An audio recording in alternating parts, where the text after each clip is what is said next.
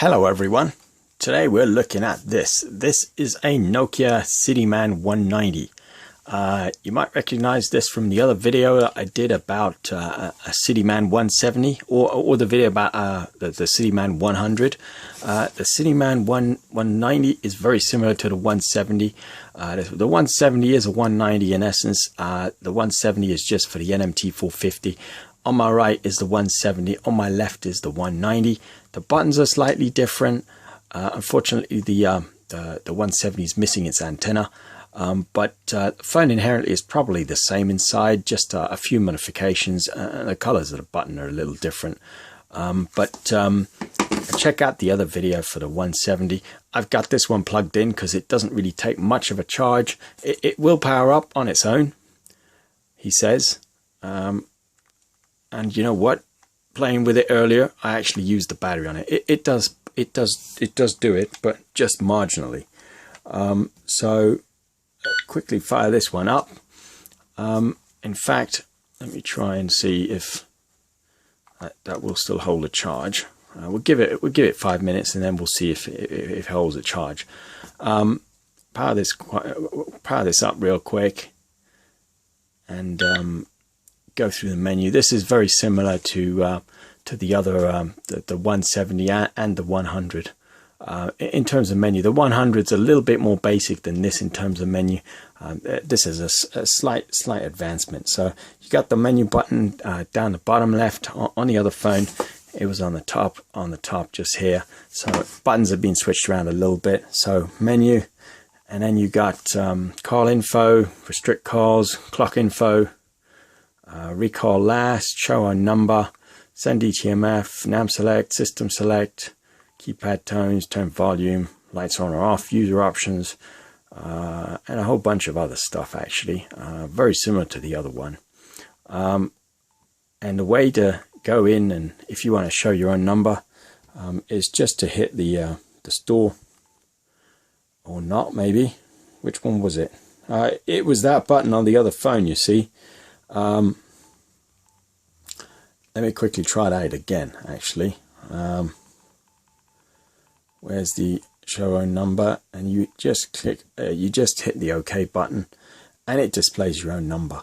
So pretty simple, pretty neat in essence. Let me quickly go to the options, user options.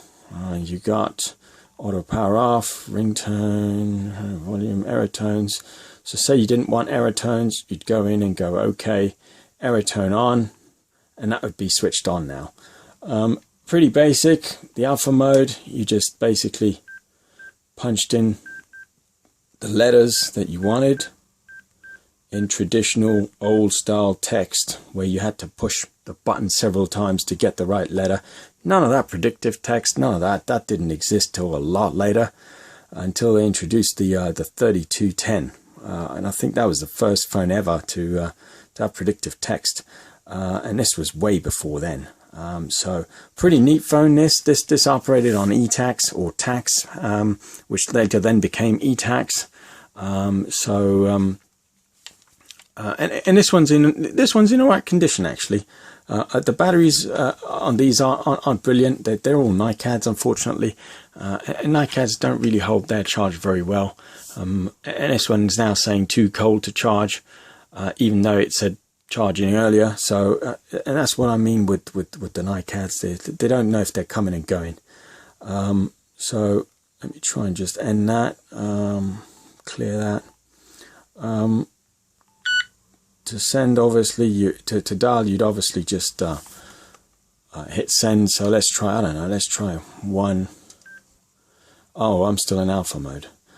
1-800-555 1234, just for argument's sake. It ain't going to do anything because we're not in a service area, we're in the basement, and this is analog anyway. The cell towers are long disappeared. So you'd hit send and wait for service, and then you'd place a call. It's now saying wait for service. Oh, it's saying too cold to charge. And this is what I mean with the NiCads. But you get the idea. I'm going to cancel that, end, and clear. So I think this battery is well and truly on its way out, because it can't make up its mind whether it's charging or too cold to charge.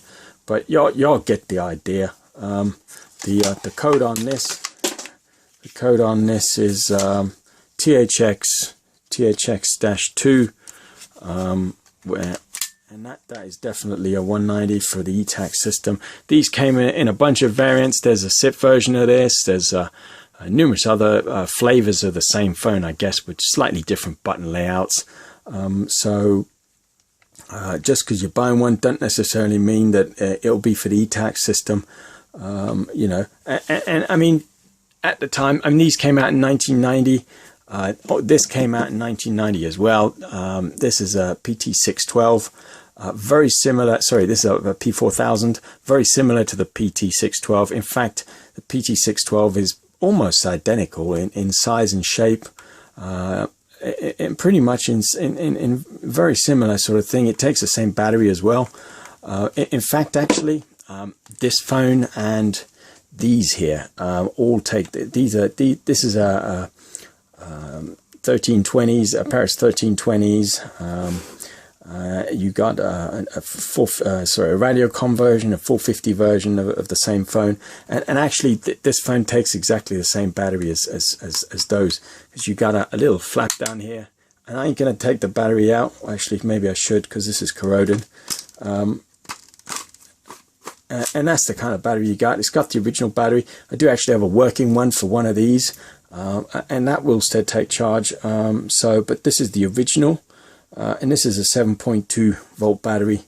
And that slots right in there, and you basically just shut it with the little flap down there, basically. And that's that really. I got a couple of connectors there, and an antenna connector for your carport. And this came out same sort of time as this. It's just that this operated on amps, and these were all TACS. And this was for the European market, and this one here was for the Americas. So that's all I have to say really about the Cityman. Check out some of the other videos for the Cityman 100 and the 170, like I said. And if you like the phone or any of the phones, and then give me a thumbs up, and don't forget to like, share, and subscribe. And thanks for watching.